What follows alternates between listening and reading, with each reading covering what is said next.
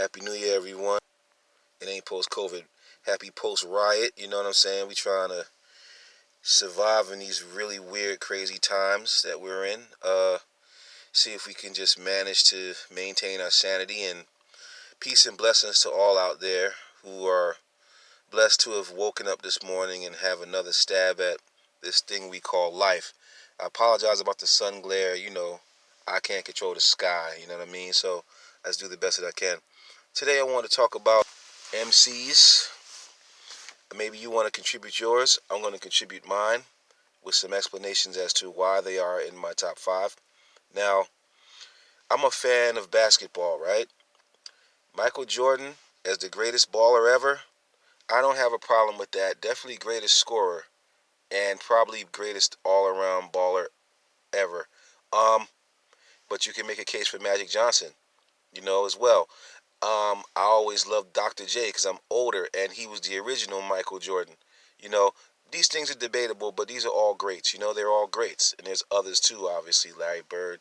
And we're talking in the 80s and the old days. So what I'm saying is, speaking of Dr. J, he used to get flack for his top five greatest basketball players of all time because, pardon me, he said that, well, my top five hasn't changed since the 60s when I was 15. And he listed a bunch of older ball players who are all Hall of Famers, like Bill Russell and Elgin Baylor and Oscar Robertson. If you're objective and you know basketball, you can't be angry with his choices, even if you want to be like, well, what about Michael Jordan? You know what I mean? So, similarly, and if this glare is bothering y'all, I'm going to try to edit this out later, but similarly, my top five consists of the people who inspired me with this hip-hop thing. And they're from the 80s. And it's no disrespect to Nas or Biggie or Pac or people who came after them. You know what I mean? But this is my top five. Number one, KRS-One. Why? Because he was the most versatile. And his style was, okay, Rakim's internal rhyme schemes was the basically unlocked the key for future rhyming in one direction. But KRS's continuous rhyme style and the reggae influenced delivery influenced the rest of the way hip hop would go as far as rap deliveries. And he came with a lot more concepts. And he was a battle rapper. And his stage show was one of the greatest ever seen. And his original album cover had a grenade and machine guns. And like, he was gangster rap when gangster rap was new. Rakim was fly rap with incredible intelligence and intricacy and slick wordplay. So, speaking of him, he's number two. So Chris is one, Rakim is two. To the point where I feel that KRS and Rakim are the two most important MCs ever to do it. Like, if you remove KRS and Rakim, either of them, out of hip-hop, it wouldn't be the same. And if a person gives me a strong argument for Rakim, I'm like, I'll give you that. That's how close it is between those guys. They're like the yin and the yang to me. So, for me, Chris won, Rakim two. Big Daddy Kane is third because, to me, he brought fast, rhyming to fast tempos to the game. He brought the punchline game to the next level, which Lord Finesse and others would borrow from him.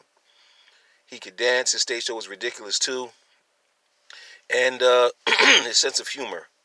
His sense of humor was incredible. Like, he was sounding gruff and humorous at the same time, often just make you laugh out loud. To me, the only reason he's not higher on my list than third is because I heard all these guys come out. I've been a rap fan since 1983. So I heard Rakim come out in May 86 like, whoa, that's new. Then I heard KRS come out like around July 86 like, whoa, that's new. I didn't hear Kane till 87. And when I heard him, I said, all right, this dude is dope.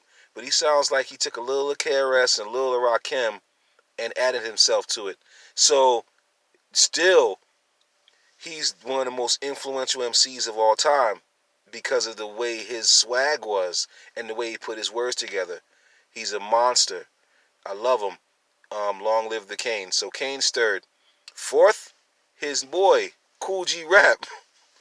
That's another. KRS and Rakim are 1 and 2. Kool G Rap and Kane are 3 and 4. Like, they're flip sides of each other. They're almost twins, except, in my opinion, Kool G Rap is the better technical rapper. Kool G Rap can get into some depth of technical delivery that very few people can match.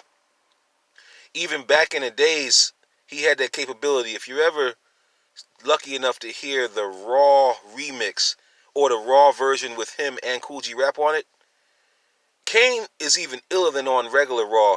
And then G Rap outshines him with some of the illest rapping you've ever heard in your life from that back then. Like, the deliveries he was using and the things he was saying for 1987, I can't even, man, and he was just futuristic. So, but I think that Kane was more polished. Like, Kane was smoother. Kane said references that you could relate to more easily. G-Rap was more technical. He was more of a technician, like a scientist with it, So I guess it could be your preference. There are plenty of dudes that says he's number one. And there are plenty of people who put him over Kane, especially because he stayed relevant a lot longer than Big Daddy Kane did. But Big Daddy Kane's influence is huge. So G-Rap's a fucking beast. Live and Let Die is wow. Wow. That's all I gotta say. Go listen to Live and Let Die. You hearing what Biggie would do a couple of years after that. Okay? Number 5. Well, that would be Slick Rick. Slick Rick. Because, or I'll make Slick Rick and LL a tie. You cannot deny LL's influence in rap, as Kurtis Blow was the first solo star, but LL was the first modern solo star. And he was hugely influential.